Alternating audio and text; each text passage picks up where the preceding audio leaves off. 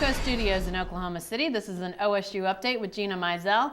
I'm Jenny Carlson. Gina, signing day in the rearview mirror for the Cowboys. Mike Gundy having his signing day press conference the day after signing day. Naturally. Yes, of course. Not going to talk about signing day here because we've got so much other stuff that he talked about that day, including quarterbacks, or not talking about quarterbacks. Where have we heard this before? It's a familiar narrative to what we heard last year, and obviously it does kind of link with signing day a little bit in that Mason Rudolph, the quarterback, early enrollee, is obviously the most talked about recruit in this signing class for Oklahoma State. A lot of people think that he can come in and compete right away for the starting job. So a question I asked was, number one, can he compete right away? And number two, would what happened with Wes Lunt and him starting as a true freshman and his injury-plagued season and then ultimately transferring, would that potentially, just generally speaking, deter him from starting a true freshman again? And he kind of used that question to say, we're not going to talk about quarterbacks till after Florida State. So we've heard this before. It sounds like Rudolph is going to be in the mix with J.W. Walsh and Dax Garman as well. But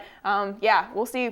Doubt we'll get to talk to them. Doubt he's going to talk much about it. And yeah, we've heard this story before. Well, you know, it's interesting because J.W. Walsh and Mason Rudolph are such different styles of quarterbacks. Mm-hmm. You have to think that OSU has to be thinking, what way do we want to go with our offense? Do we want to have more of a dual threat guy in J.W. Walsh, or more of a pass-first guy in Mason Rudolph? Big difference there for the Cowboys. Yeah, absolutely, and I guess maybe spring is the time to figure that out. But I will say this about Mason Rudolph, that he became much more of a running threat his senior high school season. I don't know if that's because he knew Oklahoma State was incorporating more of the quarterback run game, if that's just something he wanted to add to his repertoire going forward. But he accounted for 80 total touchdowns, and a lot of them were on the ground. So is he going to have the dynamic speed that J.W. Walsh does, where he's out in the open field?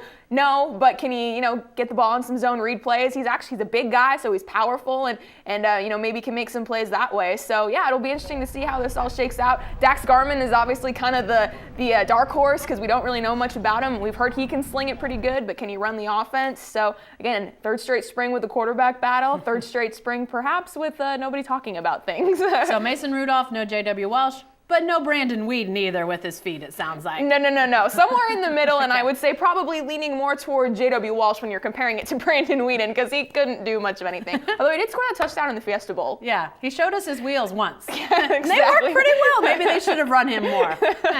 Be sure to stay with the best coverage team anywhere at newsok.com and every day in the Open.